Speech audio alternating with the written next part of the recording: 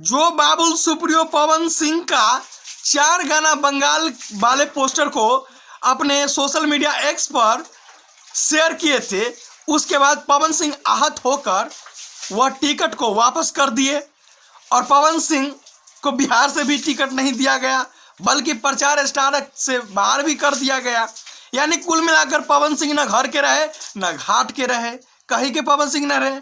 उसके बाद पवन सिंह क्रोधित होकर अपने सोशल मीडिया एक्स पर लिखे कि बाबुल सुप्रियो, अगर इस गाना को आप साक्ष्य रूप से प्रमाणित कर देते कि इस गाना में अश्लीलता है, इस गाना में कोई गड़बड़ी है, तो मैं राजनीति के साथ मैं कलाकारी से भी संन्यास ले लूंगा।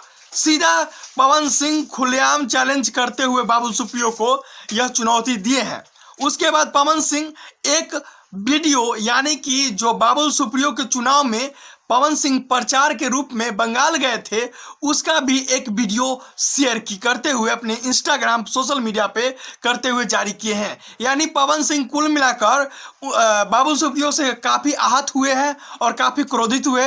पवन सिंह सोशल मीडिया पर एक्स पर लिखते हुए कहा कि बल्कि पवन सिंह को नहीं, बल्कि 40 लाख से अधिक भोजपुरी भाषा सुनने वाले के दिल दुखाया है बाबुल सुप्रियो। अगर इस 4 गाने को पोस्टर को रिलीज करने से पहले इस गाना को साबित कर देते तो मैं संन्यास ले लूँगा। आप कमेंट करके बताइए कि पवन सिंह को कहां से और कैसे चुनाव लड़ने का कयास लगाया जा रहा है, कमेंट करके बताइएगा। जय हिंद, जय भारत, भारत माता की जय।